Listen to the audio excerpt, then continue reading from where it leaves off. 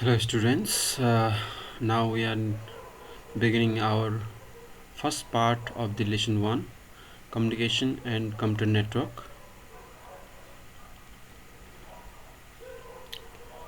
So first topic we will learn is data communication. What is data communication? Transmission of digital data between two or more computers and a computer network. Simply, transferring data from one device to another device is known as data communication. There is more definitions you can see there. The process of using computing and communication technologies to transfer digital data from one place to another place. Examples: emails, instant chatting, video conferencing, voice over internet protocol. So what is data communication? Exchanging data from one device to another device. जस्तै example लिगौँ, हामीले एउटा मोबाइलबाट अर्को मोबाइलमा phone गर्छौँ अथवा चाहिँ message पठाउँछौँ भने त्यसलाई डाटा कम्युनिकेसन भन्न सकिन्छ, हामीले भन्छौँ। त्यस्तै गरी एउटा कम्प्युटरदेखि अर्को कम्प्युटरमा हामीले मेसेज पठाउने, इमेल पठाउने हैन गर्छौँ भने त्यसलाई पनि डाटा कम्युनिकेसन भनिन्छ। अथवा एउटा एफएम स्टेसनबाट हामीले एफएम रेडियोसम्म चाहिँ साउन्डहरू पठाउने गर्छौँ भने त्यो पनि एक प्रकारको डाटा कम्युनिकेसन नै हो। So what is data communication? Data communication is the process of exchanging data from one device to another device. Data communication हुनको लागि हामीलाई केही कम्पोनेन्टहरूको आवश्यक परेको हुन्छ। We need some components for exchanging data between the devices, and there are four.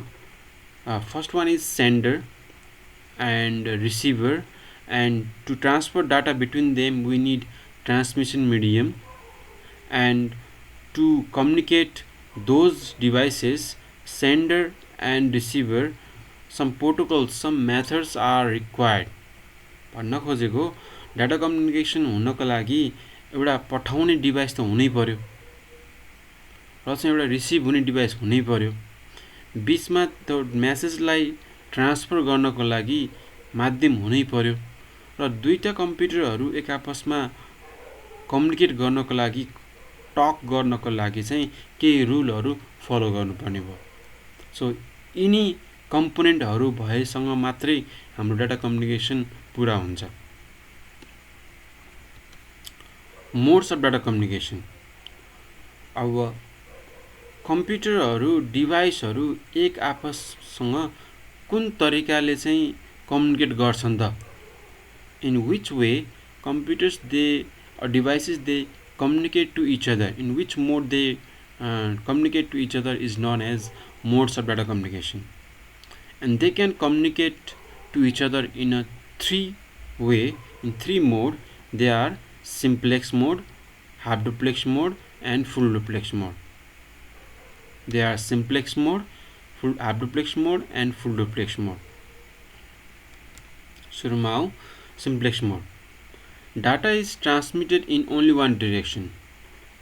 यो यस्तो मोड हो जसमा चाहिँ डाटाहरू एकतर्फी मात्र ट्रान्समिट भइरहेको हुन्छ।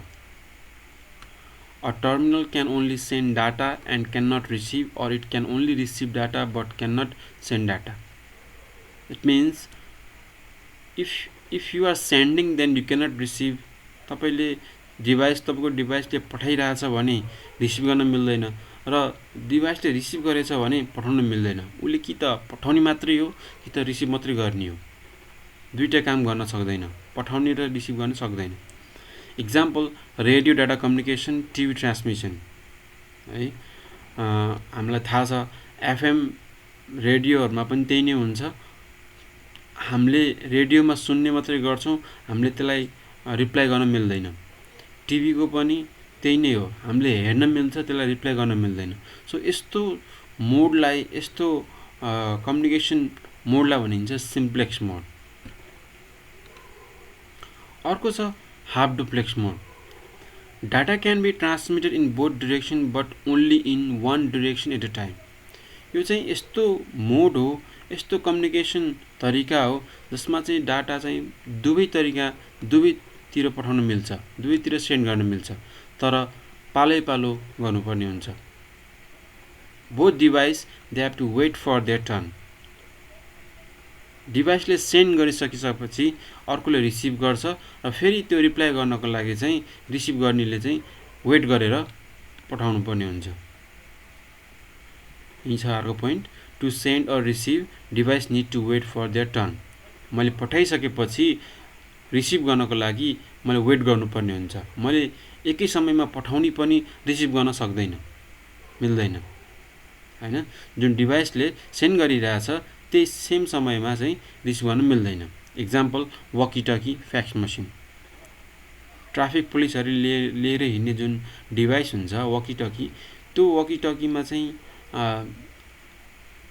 आवाज आइरहेको हुन्छ, तर त्यसबाट फेरि रिप्लाई गर्नु पर्यो भने चाहिँ त्यसलाई वेट गरेर बटन थिचेर चाहिँ बल्ल रिप्लाई गर्नुपर्ने हुन्छ. सो यो भनेको के हो भन्दाखेरि बोथ वे कम्युनिकेसन त हुन्छ तर पालो गर्नुपर्ने हुन्छ. They have to wait for their turn. अर्को छ फुल डुप्लेक्स मोड.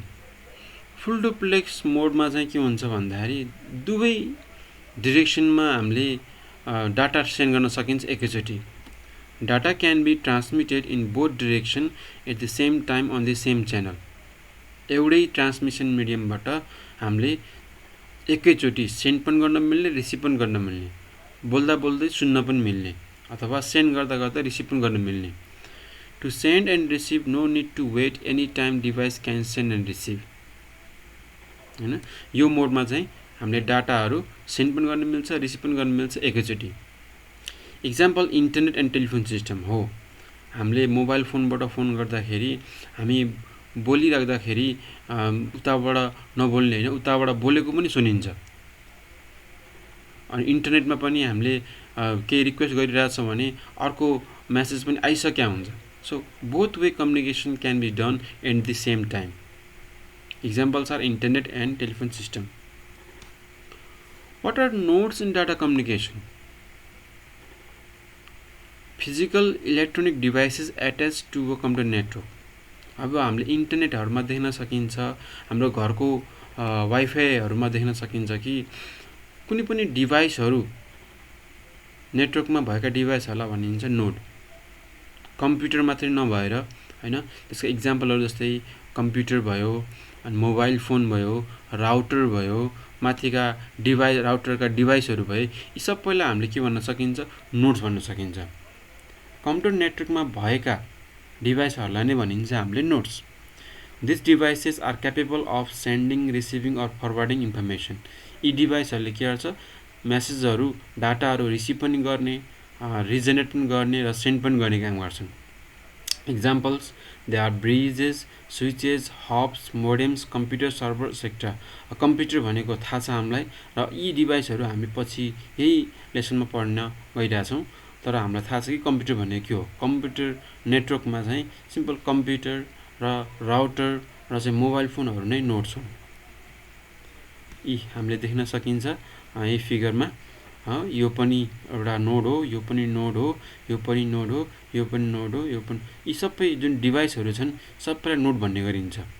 हाँगाको तरिकाले चाहिँ फैलिएका छन्, त्यसैले यसलाई नोड पनि भन्ने गरिन्छ. ल, अब यो पार्टमा चाहिँ यति मात्रै हो.